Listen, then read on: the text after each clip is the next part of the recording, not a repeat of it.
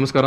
N ಆರೋಗ್ಯ ಕಾರ್ಯಕ್ರಮಕ್ಕೆ ಸ್ವಾಗತ. ಇದು ಯೆನೆಪೋಯ ಮೆಡಿಕಲ್ ಕಾಲೇಜ್ ಮತ್ತು ಆಸ್ಪತ್ರೆ ಅರ್ಪಿಸುವಂಥ ಎನ್ ಆರೋಗ್ಯ ಕಾರ್ಯಕ್ರಮ. ಈ ದಿವಸ ನಾವು ಧ್ವನಿ ಸಮಸ್ಯೆ ಮತ್ತು ಅದಕ್ಕೆ ಪರಿಹಾರ, ಯಾವ ರೀತಿಯ ಸಮಸ್ಯೆಗಳು ನಮ್ಮ ಧ್ವನಿ ಅಥವಾ ಧ್ವನಿಗೆ ಸಂಬಂಧಪಟ್ಟಂಥ ವಿಚಾರಗಳಲ್ಲಿ ಬರುತ್ತೆ ಮತ್ತು ಅದಕ್ಕೆ ಯಾವ ರೀತಿಯ ಪರಿಹಾರಗಳನ್ನು ಕಂಡುಕೊಳ್ಳಲಿಕ್ಕೆ ಸಾಧ್ಯ ಆಗುತ್ತೆ ಅನ್ನೋ ವಿಚಾರವಾಗಿ ಇವತ್ತು ನಮ್ಮ ಜೊತೆಗೆ ಡಾಕ್ಟರ್ ವಿಜಯಲಕ್ಷ್ಮಿ ಸುಬ್ರಹ್ಮಣ್ಯ ಅವರು ಮಾತಾಡ್ತಾರೆ. ಅವರು ಯೆನೆಪೋಯ ಮೆಡಿಕಲ್ ಕಾಲೇಜ್ ಮತ್ತು ಆಸ್ಪತ್ರೆಯ ENT ವಿಭಾಗದ ಪ್ರೊಫೆಸರ್ ಮತ್ತು ಮುಖ್ಯಸ್ಥರು ಕೂಡ, ವಿಭಾಗದ ಮುಖ್ಯಸ್ಥರು ಕೂಡ. ಅವರನ್ನು ಈ ಒಂದು ಕಾರ್ಯಕ್ರಮಕ್ಕೆ ನಾನು ಅತ್ಯಂತ ಪ್ರೀತಿಯಿಂದ ಸಮಸ್ತ ವೀಕ್ಷಕರ ಪರವಾಗಿ ಸ್ವಾಗತ ಮಾಡ್ತಿದ್ದೇನೆ. ಡಾಕ್ಟರ್ ಡಾಕ್ಟರ್ ವಿಜಯಲಕ್ಷ್ಮಿ ಅವರು ಯೆನೆಪೋಯ ಮೆಡಿಕಲ್ ಕಾಲೇಜ್ ಮತ್ತು ಆಸ್ಪತ್ರೆಯ ENT ವಿಭಾಗ ಮುಖ್ಯಸ್ಥರು ಮತ್ತು ಪ್ರೊಫೆಸರ್. ಇವತ್ತು ನಾವು ಮಾತನಾಡುವಂಥ ವಿಚಾರ ಧ್ವನಿಯ ಸಮಸ್ಯೆ. ಅದು ಧ್ವನಿ ಅನ್ನುವಂಥದ್ದು ಅತ್ಯಂತ ಒಂದು ಸೂಕ್ಷ್ಮವಾದಂಥ ವಿಚಾರ ಮತ್ತು ಎಲ್ಲರಲ್ಲೂ ಧ್ವನಿಗೆ ಸಂಬಂಧಪಟ್ಟ ಹಾಗೆ ಏರುಪೇರುಗಳು ಸ್ವಾಭಾವಿಕವಾಗಿ ಒಂದಲ್ಲ ಒಂದು ಸಂದರ್ಭದಲ್ಲಿ ಹಾಗೆಯೇ ಇದ್ದೇ ಇರುತ್ತೆ ಮತ್ತು ಎಲ್ಲರಿಗದು ಗೊತ್ತಿರುವಂಥ ಮತ್ತು ಸಾಮಾನ್ಯವಾಗಿ ಒಂದು ಮಾತನಾಡುವಂಥ ವಿಚಾರ ಧ್ವನಿಗೆ ಸಂಬಂಧಪಟ್ಟಂತಾದರೆ. ಈಗ ನಾನು ಮೇಡಮ್ ಮೊದಲಾಗಿ ಕೇಳುವಂಥದ್ದು, ಎಲ್ಲರಿಗೂ ಸಾಮಾನ್ಯ ವೀಕ್ಷಕರಿಗೆ ಒಂದು ಕುತೂಹಲ ಕೂಡ, ಈ ಧ್ವನಿ ಅದು ಎಲ್ಲಿ ಉತ್ಪತ್ತಿ ಆಗುತ್ತೆ, ಏನು ಯಾವ ರೀತಿಯ ಅಂತ. ಸಾಮಾನ್ಯವಾಗಿ ನಾವು ಧ್ವನಿ ಪೆಟ್ಟಿಗೆ ಅಂತ ಕೇಳಿರ್ತೇವೆ. ಅದು ಉತ್ಪತ್ತಿಯಾಗುವ ಬಗೆ ಹೇಗೆ ಅಂತ. ಈಗ ಧ್ವನಿಯ ಉತ್ಪತ್ತಿಗೆ ನಮಗೆ ಸರಿಯಾಗಿರುವಂಥ ಶ್ವಾಸಕೋಶ ಬೇಕು. ಓಕೆ. ಮತ್ತೆ ಧ್ವನಿ ಪೆಟ್ಟಿಗೆ ಅಂತ ಹೇಳ್ತೇವೆ. ಅದರಲ್ಲಿ ವೋಕಲ್ ಕಾರ್ಡ್ಸ್ ಅಂತ ಹೇಳಿ, ಅಂದರೆ ಧ್ವನಿ ತಂತುಗಳು ಅಂತ ಇರ್ತವೆ. ಮತ್ತೆ ಕುತ್ತಿಗೆಯ ಮಸಲ್ಸ್, ಮಾಂಸಖಂಡಗಳು, ಮತ್ತೆ ಧ್ವನಿ ಪೆಟ್ಟಿಗೆ, ಧ್ವನಿ ತಂತುಗಳಿಗೆ ಅಟ್ಯಾಚ್ ಆಗುವಂತ ಮಾಂಸಖಂಡಗಳು, ಬಾಯಿ, ತುಟಿ, ನಾಲಿಗೆ, ಮತ್ತೆ ನಮ್ಮ ಮೂಗು, ಮತ್ತೆ ಪ್ಯಾರಾನೇಸಲ್ ಸೈನಸಸ್ ಅಂತ ಹೇಳ್ತೇವೆ. ಇವೆಲ್ಲ ಭಾಗಗಳು, ಅದಕ್ಕೆ ಮೂಗು ಮತ್ತೆ ಪ್ಯಾರಾನೇಸಲ್ ಸೈನಸಸ್ ನಮ್ಮ ಧ್ವನಿಗೆ ರೆಸನೆನ್ಸ್ ಅನ್ನು ಕೊಡುತ್ತೆ. ಅದರಿಂದ ಧ್ವನಿಯ ಕ್ವಾಲಿಟಿ, ಒಂದು ಗುಣಮಟ್ಟ ಒಂದು ಸಿಗುತ್ತೆ. ಈಗ ಧ್ವನಿ ಉತ್ಪತ್ತಿ ಆಗೋದು ಹೇಗೆ ಅಂತ ಹೇಳಿದ್ರೆ, ನಾವು ಉಸಿರನ್ನು ಹೊರಗಾಕುವಾಗ ನಮ್ಮ ಎದೆ ಭಾಗದ ಮಾಂಸಖಂಡಗಳು ಅದರದ್ದು ಕ್ರಿಯೆ ಆಗುತ್ತೆ. ಅದು ಆಗುವಾಗ ಧ್ವನಿ ತಂತುಗಳು ಅದರದ್ದು ವೈಬ್ರೇಷನ್ ಆಗುತ್ತೆ, ಕಂಪನ ಆಗುತ್ತೆ. 1 ಸೆಕೆಂಡಿಗೆ ಧ್ವನಿ ತಂತುಗಳು 100 ರಿಂದ 400 ಬಾರಿ ಅದರದ್ದು ವೈಬ್ರೇಷನ್ಸ್ ಆಗುತ್ತೆ 1 ಸೆಕೆಂಡಿಗೆ. ಅದು ಆಗುವಾಗ ನಮ್ಮ ಧ್ವನಿ ಉತ್ಪತ್ತಿ ಆಗುತ್ತೆ. ಅದನ್ನು ಮತ್ತೆ ನಾಲಿಗೆ, ಅದನ್ನು ಮತ್ತೆ ನಮ್ಮ ಆರ್ಟಿಕ್ಯುಲೇಟರ್ಸ್ ಅಂತ ಹೇಳ್ತೇವೆ, ಬಾಯಿಯ ಮಸಲ್ಸ್, ಅದನ್ನು ವರ್ಡ್ಸ್ ಆಗಿ ಕನ್ವರ್ಟ್ ಮಾಡುತ್ತೆ, ಪದಗಳಾಗಿ ಅದನ್ನು ಕನ್ವರ್ಟ್ ಆಗುವಾಗ ನಮ್ಮ ಭಾಷೆ ಬರುತ್ತೆ. ಧ್ವನಿಯ ಉತ್ಪತ್ತಿ ಹಿಂದೆ ಅಷ್ಟು ನೀವು ಹೇಳಿದಾಗ ಅಷ್ಟು ಅಂಗಗಳು, ಅಷ್ಟು ನರಗಳೆಲ್ಲ ಅದರ ಒಂದು ಸಮಗ್ರವಾದಂಥ ಒಂದು ವ್ಯವಸ್ಥೆ ಅದು. ಈಗ ಮೇಡಮ್, ಸಾಮಾನ್ಯವಾಗಿ ಜನ ಕೂಡ ಮಾತನಾಡೋದು ಕೇಳ್ತೇವೆ. ಈಗ ನೀವು 100 ಪೇಷಂಟ್ಗಳು ಕೂಡ ಬಂದು ಸಮಸ್ಯೆಯನ್ನು ಹೇಳೋದನ್ನು ಕೇಳಿರ್ತೇವೆ, ಧ್ವನಿಗೆ ತೊಂದರೆ ಆಗಿದೆ ಅಂತ. ಈಗ ಸಾಮಾನ್ಯವಾಗಿ ಧ್ವನಿಗೆ ತೊಂದರೆ ಆಗುವುದಂತ ಹೇಳಿದ್ರೆ ಏನದು?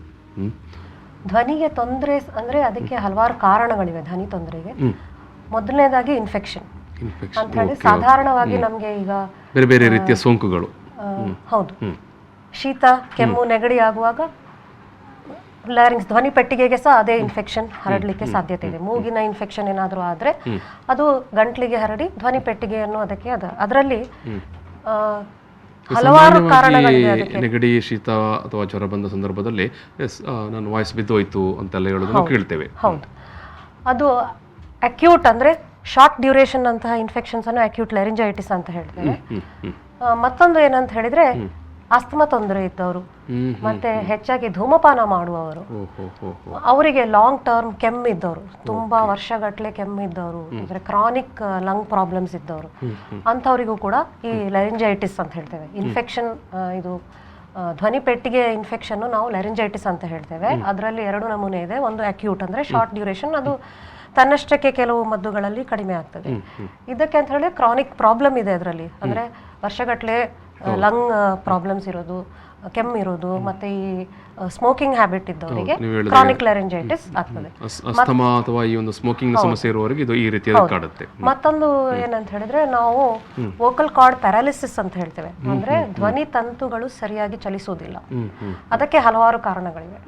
ಅದು ಮೆದುಳಿನ ಪ್ರಾಬ್ಲಮ್ ಇರ್ಬೋದು, ಅಥವಾ ಲೋಕಲ್ ಆಗಿ ಧ್ವನಿ ಪೆಟ್ಟಿಗೆಯಲ್ಲೇ ಏನಾದರೂ ಕಾಯಿಲೆ ಇದ್ರೂ ಕೂಡ ಧ್ವನಿ ತಂತುಗಳು ಸರಿಯಾಗಿ ಅದರದ್ದು ಕಾರ್ಯವನ್ನು, ಚಲನೆಯನ್ನು ಮಾಡೋದಿಲ್ಲ. ಆಗ ಧ್ವನಿಗೆ ತೊಂದರೆ ಬರುತ್ತೆ. ಮತ್ತೊಂದು ಏನು ಹೇಳ್ತೇವೆ, ಹೆಚ್ಚಾಗಿ ಧ್ವನಿಯನ್ನು ಅಧಿಕವಾಗಿ ಉಪಯೋಗ ಮಾಡುವವರು, ಮತ್ತೆ ದುರುಪಯೋಗ ಮಾಡುವವರು, ಸುಮ್ಮನೆ ಕಿರ್ಚಾಡೋರು, ಅವರಲ್ಲಿ ಬಿನೈನ್ ಲೀಜನ್ಸ್ ಅಂತ ಹೇಳಿ, ಈಗ ಧ್ವನಿಯಲ್ಲಿ ಕೆಲವು ಪಾಲಿಪ್ಸ್ ಅಂತ ಹೇಳ್ತೇವೆ, ವೋಕಲ್ ನಾಡ್ಯೂಲ್ಸ್ ಅಂತ ಹೇಳ್ತೇವೆ, ಸಿಸ್ಟ್ ಅಂತ ಹೇಳ್ತೇವೆ, ಮತ್ತೆ ಕಾಂಟ್ಯಾಕ್ಟ್ ಅಲ್ಸರ್ ಅಂತ ಹೇಳ್ತೇವೆ. ಇಂತಹ ತೊಂದರೆಗಳು ಅಂಥವರಲ್ಲಿ ಆಗ್ಬೋದು. ಮತ್ತೊಂದು ಅಂತ ಹೇಳಿದ್ರೆ ಧ್ವನಿ ಪೆಟ್ಟಿಗೆಯ ಮಾಂಸಖಂಡಗಳು ಮಸಲ್ಸ್ ಅಂತ ಹೇಳ್ತೇವೆ. ಆ ಕಂಡೀಷನ್ಗೆ ನಾವು ಸ್ಪಾಸ್ಮೋಡಿಕ್ ಡಿಸ್ಫೋನಿಯಾ ಅಂತ ಹೇಳ್ತೇವೆ. ಆ ಮಸಲ್ಸ್ ಸೆಳೆತಗೊಂಡ್ರೆ ನಮ್ಮ ವಾಯ್ಸ್ ನಮಗೆ ಸರಿಯಾಗಿ ಉತ್ಪತ್ತಿ ಆಗೋದಿಲ್ಲ. ಅದರಲ್ಲಿ ಒಂದು ಏನೋ ಒಂಥರ ಕ್ವಿವರಿಂಗ್ ಅಂತ ಹೇಳ್ತೇವೆ, ನುಡಿಕರ ಬರುತ್ತೆ.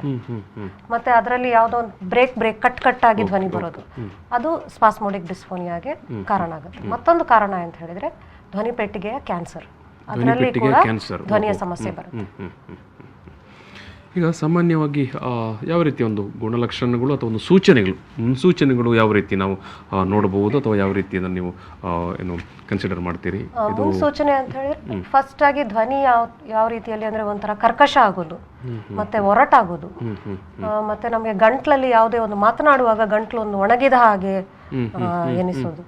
ಮತ್ತೆ ಯಾವುದು ವಾಯ್ಸಿನ ಗುಣಮಟ್ಟ ಯಾವುದೇ ರೀತಿಯಲ್ಲಿ ಚೇಂಜ್ ಆದ್ರೆ ಅಂದ್ರೆ ಅದರ ಶ್ರುತಿ ನಮಗೆ ಸರಿಯಾದ ಶ್ರುತಿಯಲ್ಲಿ ಅದನ್ನು ರೀಚ್ ಆಗ್ಲಿಕ್ಕೆ ಪಿಚ್ ಅಂತ ಹೇಳ್ತೇವೆ, ಆ ಸರಿಯಾದ ಪಿಚ್ ಅಲ್ಲಿ ನಮಗೆ ಮಾತನಾಡ್ಲಿಕ್ಕೆ ಆಗೋದಿಲ್ಲ. ಮತ್ತೆ ಮಧ್ಯದಲ್ಲಿ ನಮಗೆ ಅಂದ್ರೆ ಮಾತಾಡುವಾಗ ಅದು ನಮಗೆ ಸುಸ್ತಾಗೋದು, ಗಂಟ್ಲೆಲ್ಲ ನಮಗೆ ಸುಸ್ತಾದಾಗೆ ಅನ್ಸೋದು, ಒಣಗೋದು, ಇಂಥ ಲಕ್ಷಣಗಳು ಕಾಣ್ಕೊಳ್ತೇವೆ. ಇದು ಬೇರೆ ಬೇರೆ ರಿಸ್ಕ್ ಬಗ್ಗೆ ನೀವೇನು ಹೇಳ್ತೀರಿ? ರಿಸ್ಕ್ ಅಂತ ಹೇಳಿದ್ರೆ ನಾನು ಈಗಾಗಲೇ ಹೇಳಿದ ಹಾಗೆ ಅತಿಯಾಗಿ ಉಪಯೋಗ ಮಾಡೋದು, ಧ್ವನಿಯನ್ನು ದುರುಪಯೋಗ ಮಾಡುವವರು ಅಂತ ಹೇಳಿದ್ರೆ, ಈಗ ದುರುಪಯೋಗ ಅಂತ ಹೇಳಲಿಕ್ಕೆ ಆಗುದಿಲ್ಲ, ಅವರ ಪ್ರೊಫೆಷನ್ ಮುಖಾಂತರ ಹೆಚ್ಚಾಗಿ ಯೂಸ್ ಮಾಡಬೇಕಾಗ್ತದೆ. ಈಗ ಗಾಯಕರು ಅವರನ್ನು ಯಾವಾಗ್ಲೂ ಹಾಡ್ತಾ ಇರ್ತಾರೆ, ಧ್ವನಿಯನ್ನು ಯಾವಾಗ್ಲೂ ಉಪಯೋಗ ಮಾಡಿಸ್ತಾ ಇರ್ತಾರೆ. ಅದೇ ರೀತಿ ಶಿಕ್ಷಕರು ಹೆಚ್ಚಾಗಿ ಚಿಕ್ಕ ಮಕ್ಕಳಿಗೆ ಕಿಂಡರ್ ಗಾರ್ಡನ್ ಸ್ಕೂಲಲ್ಲಿ ಪ್ರೈಮರಿ ಸ್ಕೂಲ್ ಟೀಚರ್ಗಳಿಗೆ ತುಂಬಾ ಮಾತಾಡ್ಲಿಕ್ಕೆ ಇರುತ್ತೆ, ಮಕ್ಕಳ ಹತ್ರ ತುಂಬಾ ಮಾತಾಡ್ಬೇಕಾಗ್ತದೆ. ಅದೇ ರೀತಿ ದೊಡ್ಡ ಸ್ವರದಲ್ಲಿ ಮಾತಾಡಬೇಕಾಗುತ್ತೆ. ಮತ್ತೆ ಅಧ್ಯಾಪಕರು ಬೇರೆ ರೀತಿ ಮಾತಾಡೋದು ಕೂಡ ಅಂದ್ರೆ ದೊಡ್ಡ ಆಡಿಯನ್ಸ್, ಈಗ 150-200 ಮಕ್ಕಳಿಗೆ ಲೆಕ್ಚರ್ ಕೊಡುವಾಗ ಅವರು ಮೈಕ್ ಇಲ್ಲದಿದ್ರೆ ಸ್ವರವನ್ನು ಜಾಸ್ತಿ ಪ್ರಯೋಗ ಮಾಡಬೇಕಾಗುತ್ತೆ. ಅದೇ ರೀತಿ ನಟರು ಆಕ್ಟರ್ಸ್ ಅವರು ಯಾವಾಗ್ಲೂ ಅವರ ವಾಯ್ಸ್ ಅನ್ನು ಡೈಲಾಗ್ ಡೆಲಿವರಿ ಮಾಡುವಾಗ ವಾಯ್ಸ್ ಅನ್ನು ಯೂಸ್ ಮಾಡ್ತಾರೆ. ರಾಜಕಾರಣಿಗಳು ಭಾಷಣ ಮಾಡ್ತಾ ಇರ್ತಾರೆ. ಮತ್ತೆ ಈ ಬೀದಿಯಲ್ಲಿ ಹಾಕರ್ಸ್ ಅಂತ ಹೇಳಿದ್ರು, ಬೀದಿಯಲ್ಲಿ ವ್ಯಾಪಾರ ಮಾಡುವವರು ಯಾವಾಗ್ಲೂ ಅವರು ಕಿರ್ಚಾಡ್ಕೊಂಡು ನಾನು ಇದನ್ನು ತಗೊಂಡು ಹೋಗ್ತಾ ಇದ್ದೇನೆ ಅಂತ ಹೇಳಿ ಜನರನ್ನು ನಾನು ಇದನ್ನು ಮಾರಾಟ ಮಾಡ್ತಾ ಇದ್ದೇನೆ ಅಂತ ಹೇಳಲಿಕ್ಕೆ ಕಿರ್ಚಾಡ್ತಾ ಇರ್ತಾರೆ. ಅಂಥವರಲ್ಲಿ ಧ್ವನಿ ತೊಂದರೆಗಳು ಉಂಟಾಗುತ್ತೆ. ಮತ್ತೆ ಚಿಕ್ಕ ಮಕ್ಕಳು ಅವರು ಹೆಚ್ಚಾಗಿ ಆಟ ಆಡುವಾಗ ಎಲ್ಲ ಚೀರಾಡ್ತಾರೆ, ಕಿರ್ಚಾಡ್ತಾರೆ, ಅವರಲ್ಲಿ ಕೂಡ ಧ್ವನಿ ತೊಂದರೆಗಳು ಕಂಡುಬರುತ್ತೆ. ಧ್ವನಿ ತೊಂದರೆ ಕಂಡು ಬಂದಂತ ಹೇಳಿದ್ರೆ ನೀವು ಕೆಲವೆಲ್ಲ ಗುಣಲಕ್ಷಣಗಳು ಆಗ ಕೂಡ ಹೇಳಿದ್ರೆ, ಯಾವ ಸಂದರ್ಭದಲ್ಲಿ ಈಗ ನಿಮ್ಮಂಥ ವೈದ್ಯರನ್ನು ಅಥವಾ ಆಸ್ಪತ್ರೆಯನ್ನು ಭೇಟಿ ಮಾಡಬೇಕಾಗುತ್ತೆ? ಈಗ ಸಾಧಾರಣವಾಗಿ ನಮಗೆ ಶೀತ ಗಂಟಲು ನೋವು ಆದಾಗ ಕೆಲವೊಮ್ಮೆ ಧ್ವನಿ ಕರ್ಕಶಗೊಳ್ಳುತ್ತೆ. ಹೌದು, ಅದು 1 ವಾರ ಆದರೂ ಕೂಡ ಅದರಲ್ಲಿ ನಮಗೆ ಯಾವ ರೀತಿಯಲ್ಲೂ ಒಂದು ಸುಧಾರಣೆ ಕಾಣಿಸಿಕೊಳ್ಳಿಲ್ಲ ಅಂತ ಹೇಳಿದ್ರೆ ನಾವು ವೈದ್ಯರ ಸಲಹೆಯನ್ನು ಪಡ್ಕೊಳ್ಬೇಕು. ಅದು ಸಾಮಾನ್ಯವಾಗಿ ನೀವು ಹೇಳುವಂಥ ಏನು ನೆಗಡಿ ಅಥವಾ ಏನು ಜ್ವರ ಬಂದಾಗ ಅಥವಾ ಶೀತ ಅಂತ ಆದಂಥ ಸಂದರ್ಭದಲ್ಲಿ ಉಳಿದಾಗೆ ನೀವು ಆವಾಗ ಒಂದು ಪ್ರಸ್ತಾಪ ಮಾಡಿದರೆ, ಈಗ ಲಾಂಗ್ ಟರ್ಮ್ ಆಲ್ಕೋಹಾಲ್ ಅಥವಾ ಏನು ಅಸ್ತಮಾ ಇರುವವರು ಅವರು ಸಾಮಾನ್ಯವಾಗಿ ಯಾವ ಸಂದರ್ಭದಲ್ಲಿ ವೈದ್ಯರನ್ನು ಭೇಟಿ ಮಾಡಬೇಕು? ಯಾವುದೇ ಧ್ವನಿಯ ತೊಂದರೆ, ಧ್ವನಿಯ ಗುಣಮಟ್ಟದಲ್ಲಿಯೋ ಅಥವಾ ಧ್ವನಿಯಲ್ಲಿ ಕರ್ಕಶ ಅಥವಾ ಅದರಲ್ಲಿ ಯಾವುದೇ ರೀತಿಯ ಒರಟುತನ ಕಂಡು ಬಂದಲ್ಲಿ 1 ವಾರಕ್ಕಿಂತ ಹೆಚ್ಚು ಅದು ಅದೇ ರೀತಿಯಾಗಿ ಉಳಿದರೆ ವೈದ್ಯರ ಸಲಹೆಯನ್ನು ನಾವು ಪಡೆದುಕೊಳ್ಬೇಕು.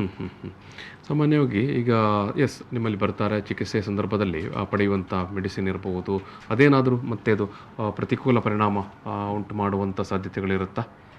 ಸೈಡ್ ಎಫೆಕ್ಟ್ ಅಂತ ನಾವೇನು ಹೇಳ್ತೀವಿ, ಕೆಲವೊಂದು ಔಷಧಿಗಳು ಅಂದ್ರೆ ಹೈಪರ್ ಟೆನ್ಷನ್ ಅಂದ್ರೆ ರಕ್ತದ ಒತ್ತಡಕ್ಕೆ ಕೊಡುವಂಥ ಔಷಧಿ ಅಥವಾ ಈ ಗರ್ಭ ನಿರೋಧಕ ಔಷಧಿಗಳು ಮತ್ತೆ ಥೈರಾಯ್ಡ್ ಕಾಯಿಲೆಗೆ ಕೊಡುವಂತಹ ಔಷಧಿಗಳು ಅದರಲ್ಲಿ ಕೂಡ ಧ್ವನಿಯ ಮೇಲೆ ಪರಿಣಾಮ ಬೀಳುತ್ತೆ. ಬಟ್ ಅದಕ್ಕಿಂತ ಹೆಚ್ಚಾಗಿ ಧೂಮಪಾನ, ಮದ್ಯಪಾನ ಮತ್ತು ಮಾದಕ ವಸ್ತುಗಳಿಂದ ಧ್ವನಿ ಪೆಟ್ಟಿಗೆ ಮೇಲೆ ಪರಿಣಾಮ ಬೀಳುತ್ತೆ, ಧ್ವನಿಯಲ್ಲಿ ಬದಲಾವಣೆ ಆಗುತ್ತೆ. ಯಾವ ಕಾರಣಕ್ಕಾಗಿ ಧೂಮಪಾನ ಅಥವಾ ಮದ್ಯಪಾನ ಧ್ವನಿ ಪೆಟ್ಟಿಗೆ ಮೇಲೆ ಅದು ಸಮಸ್ಯೆಯನ್ನು ಕ್ರಿಯೇಟ್ ಮಾಡುತ್ತೆ? ಒಂದು ಅಂತ ಹೇಳಿದ್ರೆ ಧೂಮಪಾನ ಏನಾಗುತ್ತೆ, ನಮ್ಮ ವೋಕಲ್ ಕಾರ್ಡ್ಸ್ನ ಮೇಲೆ ಒಂದು ಲೈನಿಂಗ್ ಅಂತ ಇರುತ್ತೆ, ಅದನ್ನು ಅದು ಇರಿಟೇಟ್ ಮಾಡಿ ಅದು ಒಣಗಿ ಹೋಗ್ತದೆ. ಮತ್ತೊಂದು ಏನಂತ ಹೇಳಿ ಧೂಮಪಾನದಿಂದ ನಮ್ಮ ಹೊಟ್ಟೆಯಲ್ಲಿರುವಂತಹ ಆಸಿಡ್ ಸೆಕ್ರಿಷನ್ಸ್ ಹೆಚ್ಚಾಗುತ್ತೆ. ಆ ಆಸಿಡ್ ಗಂಟಲಿನ ಹಿಂಭಾಗಕ್ಕೆ ಅದು ರಿಗರ್ಜಿಟೇಟ್ ಆಗಿ ಹಿಂಬದಿಯಿಂದ ಅದು ಮೇಲೆ ಬಂದು ವೋಕಲ್ ಕಾರ್ಡ್ಸ್ ಅನ್ನು ಇರಿಟೇಟ್ ಮಾಡೋದಕ್ಕೆ ಅದನ್ನು ನಾವು ಲ್ಯಾರಿಂಗೋಫೆರಿಂಜಿಯಲ್ ರಿಫ್ಲೆಕ್ಸ್ ಅಂತ ಹೇಳ್ತೇವೆ, ಅದನ್ನು ಹೆಚ್ಚು ಮಾಡುತ್ತೆ.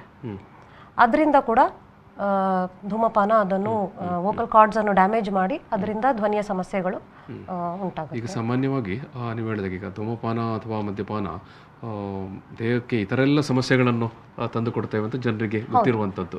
ಲಿವರ್ ಸಮಸ್ಯೆ ಮಾಡುತ್ತೆ ಅಥವಾ ಒಟ್ಟು ಆರೋಗ್ಯ. ಈಗ ನೀವು ಧ್ವನಿಪೆಟ್ಟಿಗೆಯ ಕ್ಯಾನ್ಸರಿಗೆ ಕೂಡ ಧೂಮಪಾನವೇ ಮೊದಲನೆಯ ಕಾರಣ ಅಂತ ಹೇಳ್ಬೋದು. ಧ್ವನಿಪೆಟ್ಟಿಗೆಯಲ್ಲಿ ಸೃಷ್ಟಿಯಾಗುವಂಥ ಕ್ಯಾನ್ಸರ್ಗೆ ಕೂಡ.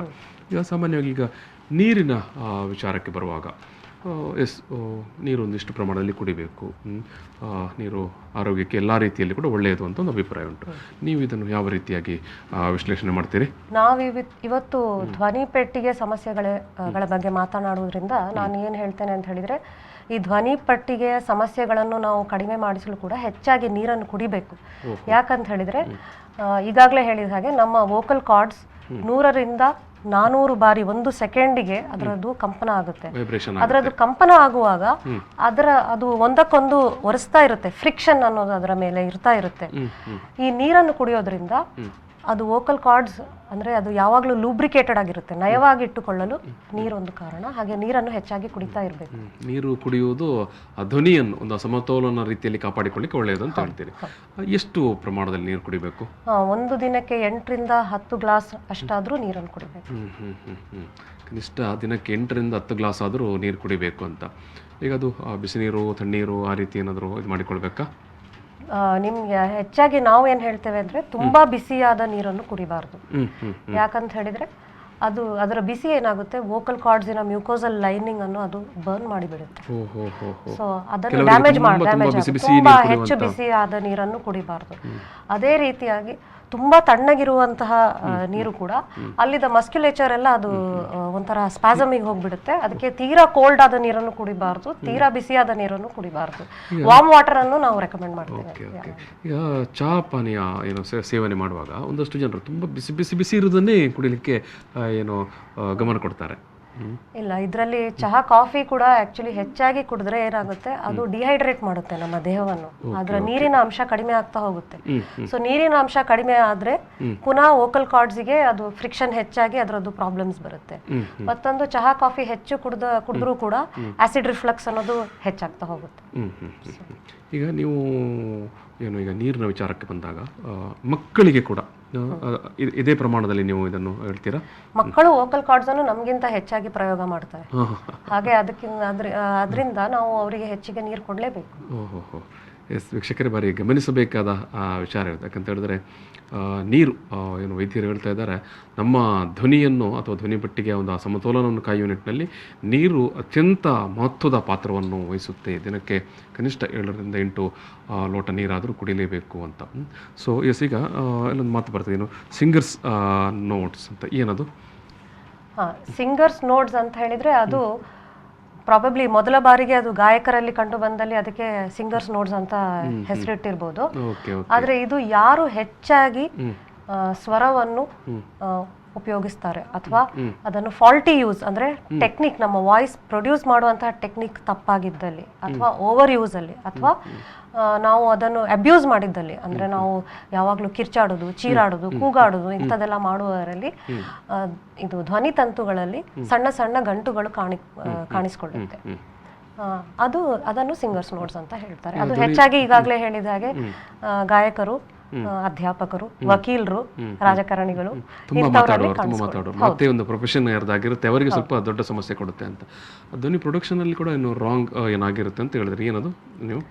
ಅದು ಅಂತ ಹೇಳಿದ್ರೆ ನಮ್ಮ ಸ್ವಾಭಾವಿಕ ಶೈಲಿಯಲ್ಲಿ ಮಾತಾಡದೆ ನಾವು ಹೆಚ್ಚಾಗಿ ಕಿರ್ಚಾಡಿ ಮಾತಾಡೋದು, ಮತ್ತೆ ನಮ್ಮ ಶ್ರುತಿಗಿಂತ ಹೆಚ್ಚಿನ ಶ್ರುತಿಯಲ್ಲಿ ಹಾಡೋದ್ರಿಂದ ಕೂಡ ಆಗ್ತದೆ. ಈಗ ಒಬ್ಬ ಗಾಯಕನ ಶ್ರುತಿ ಇಷ್ಟೇ ಅಂತ ಹೇಳಿದ್ರೆ ಲತಾ ಮಂಗೇಶ್ಕರ್ ಹಾಗೆ ಎಲ್ರಿಗೂ ಹಾಡ್ಲಿಕ್ಕೆ ಸಾಧ್ಯ ಆಗೋದಿಲ್ಲ. ಅವರ ಧ್ವನಿಯ ಸ್ವಾಭಾವಿಕ ಶ್ರುತಿ ಹೆಚ್ಚಾಗಿದೆ.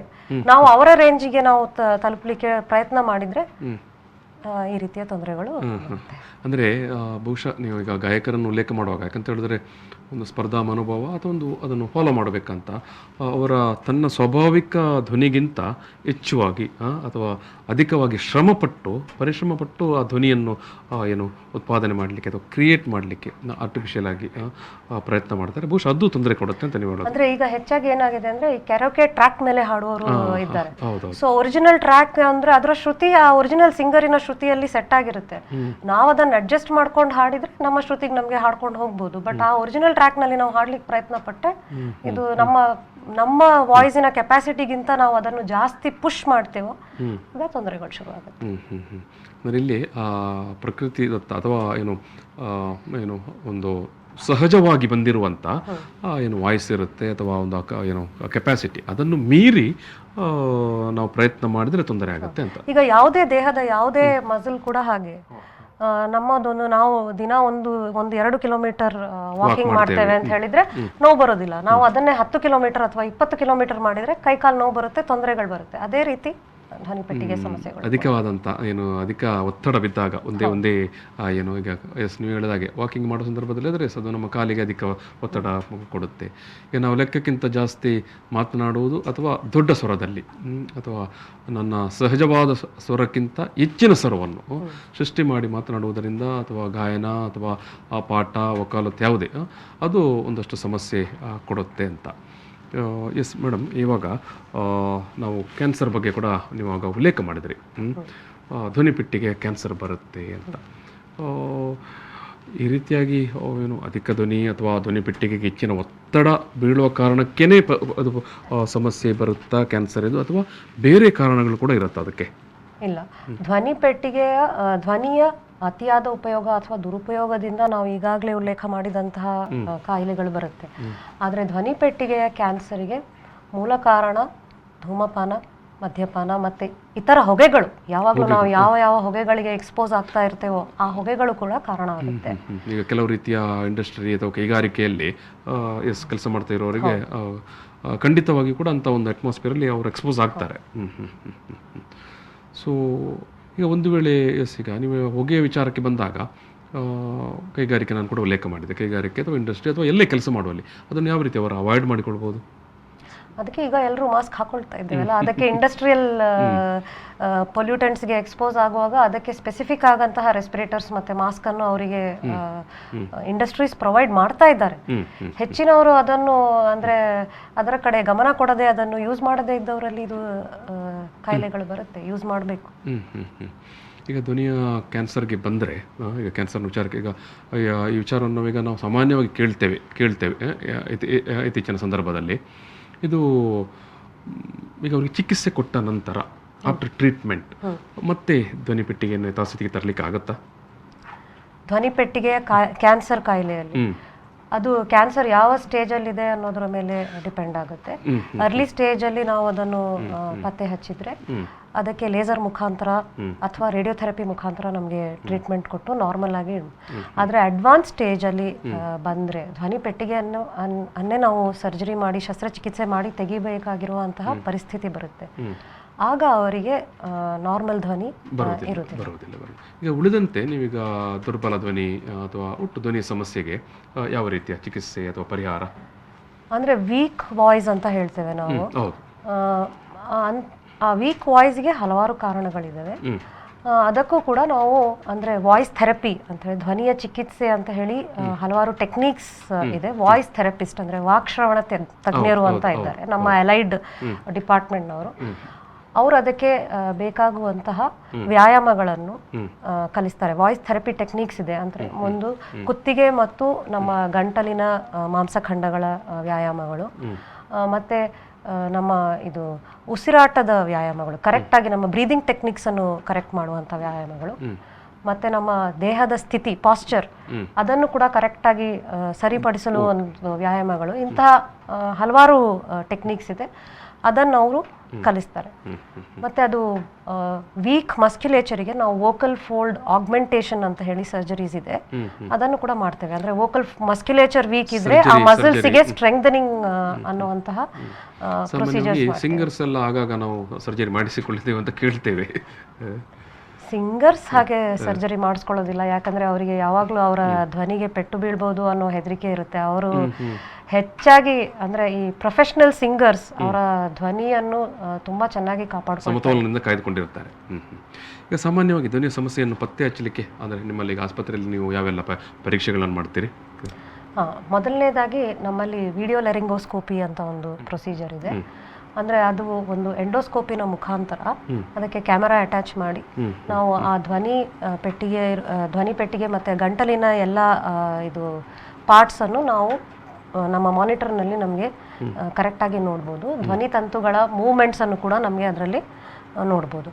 ಅದರಲ್ಲಿ ಏನಾದರೂ ಧ್ವನಿ ತಂತುಗಳಲ್ಲಿ ಅಥವಾ ಧ್ವನಿ ಪೆಟ್ಟಿಗೆಯಲ್ಲಿ ಏನಾದರೂ ಸಮಸ್ಯೆ ಇದ್ದರೆ ಅದನ್ನು ಪತ್ತೆ ಹಚ್ಬೋದು. ಮತ್ತು ಇನ್ನೊಂದು ಏನಂತ ಹೇಳಿದರೆ ಸ್ಟ್ರೋಬೋಸ್ಕೋಪಿ, ಸ್ಟ್ರೋಬ್ ಲೈಟ್ ಅಂತ ಒಂದು ಇದೆ. ಅದರಲ್ಲಿ ನಾವು ಧ್ವನಿ ತಂತುಗಳ ಈ ಕಂಪನ ಇರುತ್ತಲ್ಲ ಅದನ್ನು ಸ್ಲೋ ಮೋಷನ್ನಲ್ಲಿ ನಮಗೆ ಕಾಣ್ಬೋದು. ಅಂದರೆ ಅದು 1 ಸೆಕೆಂಡಿಗೆ 100ರಿಂದ 400 ಸಲ ಕಂಪಿಸುತ್ತೆ. ಅದನ್ನು ನಾವು ಅಷ್ಟು ಸ್ಪೀಡಲ್ಲಿ ನೋಡಿದರೆ ನಮಗೆ ಅದರಲ್ಲಿ ಪ್ರಾಬ್ಲಮ್ಗಳು ಕಾಣೋದಿಲ್ಲ. ಅದನ್ನು ಸ್ಲೋ ಮೋಷನ್ನಲ್ಲಿ ನೋಡುವಾಗ ಅದರಲ್ಲಿರುವ ಸಮಸ್ಯೆಗಳನ್ನು ನಮಗೆ ಪತ್ತೆ ಹಚ್ಬೋದು.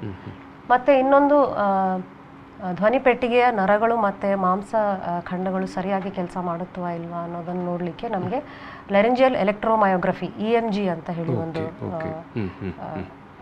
ಇದು ಪ್ರೊಸೀಜರ್ ಇದೆ. ಅದು ಕೂಡ ಮಾಡಿ ನಮಗೆ ಅದನ್ನು ಮಾಡಲಿಕ್ಕೆ ಆಗುತ್ತೆ. ಏನು ಆಮೇಲೆ ಈಗ ಎಲ್ಲ ಪರೀಕ್ಷೆ ಆದ ನಂತರ, ತಪಾಸಣೆ ಆದ ನಂತರ ಯಾವ ರೀತಿಯ ಚಿಕಿತ್ಸೆಯ ವಿಧಾನಗಳು? ಒಂದು ಈಗ ಸಿಂಗರ್ಸ್ ನೋಡ್ಸ್ ಅಂತಹ ಒಂದು ಪ್ರಾಬ್ಲಮನ್ನು ನಾವು ಡಿಸ್ಕಸ್ ಮಾಡಿದ್ವಿ. ಆ ಪ್ರಾಬ್ಲಮಿಗೆ ಅದು ಸಣ್ಣ ಸಣ್ಣ ಗಂಟುಗಳಾಗಿದ್ದರೆ ಅದಕ್ಕೆ ಜಸ್ಟ್ ವಾಯ್ಸ್ ಥೆರಪಿ ಅಂದರೆ ವಾಕ್ಶ್ರವಣ ತಜ್ಞರು ಅದಕ್ಕೆ ಸರಿಯಾದ ಟೆಕ್ನಿಕ್ಸ್ ಅನ್ನು ಹೇಳಿಕೊಟ್ಟು ಅದನ್ನು ಅದರಲ್ಲೇ ಅದು ಸರಿಯಾಗುತ್ತೆ. ಮತ್ತು ಇವರು ಸ್ವಲ್ಪ ಧ್ವನಿಗೆ ರೆಸ್ಟ್ ಅನ್ನು ಕೊಡಬೇಕು. ರೆಸ್ಟ್ ಅನ್ನು ಕೊಟ್ಟು ಆ ವಾಯ್ಸ್ ಥೆರಪಿ ಟೆಕ್ನಿಕ್ಸ್ ಅನ್ನು ಕರೆಕ್ಟಾಗಿ ಫಾಲೋ ಮಾಡಿದರೆ ಅದರಲ್ಲೇ ಅದು ಗುಣ ಆಗುತ್ತೆ. ಮತ್ತು ಈಗ ಅಕ್ಯೂಟ್ ಲ್ಯಾರಿಂಜೈಟಿಸ್ ಅಂತ ಮಾತಾಡಿದ್ವಿ. ಧ್ವನಿ ಪೆಟ್ಟಿಗೆಯಲ್ಲಿ ಇನ್ಫೆಕ್ಷನ್ ಆದರೆ ಅದಕ್ಕೆ ಕೂಡ ಒಂದು ವಾಯ್ಸ್ ರೆಸ್ಟ್, ಮತ್ತು ಅದಕ್ಕೆ ಕೊಡುವಂತಹ ಈ ಆಂಟಿಬಯೋಟಿಕ್ ಅಂದರೆ ಬ್ಯಾಕ್ಟೀರಿಯಲ್ ಲ್ಯಾರಿಂಜೈಟಿಸ್ ಆದರೆ ಆಂಟಿಬಯೋಟಿಕ್ಸ್ ಕೊಡ್ತೇವೆ. ಮತ್ತು ಯಾವ ರೀಸನ್ನಿಂದ ಅದು ಲ್ಯಾರಿಂಜೈಟಿಸ್ ಆಗಿದೆಯೋ ಅದನ್ನು ಕರೆಕ್ಟಾಗಿ ನಾವು ಅದಕ್ಕೆ ಚಿಕಿತ್ಸೆ ಕೊಟ್ಟರೆ ಅಕ್ಯೂಟ್ ಲ್ಯಾರಿಂಜೈಟಿಸ್ ಗುಣ ಆಗುತ್ತೆ. ಈಗ ಕ್ರಾನಿಕ್ ಲ್ಯಾರಿಂಜೈಟಿಸ್ಗೆ ಮೊದಲು ಅವರು ಅಂದರೆ ಅದು ಮೂಲತಃ ಕಾರಣ ಈಗ ಲಂಗಲ್ಲಿ ಏನಾದರೂ ಪ್ರಾಬ್ಲಮ್ ಇದ್ರೆ ಅದನ್ನು ನಾವು ಟ್ರೀಟ್ ಮಾಡಬೇಕು.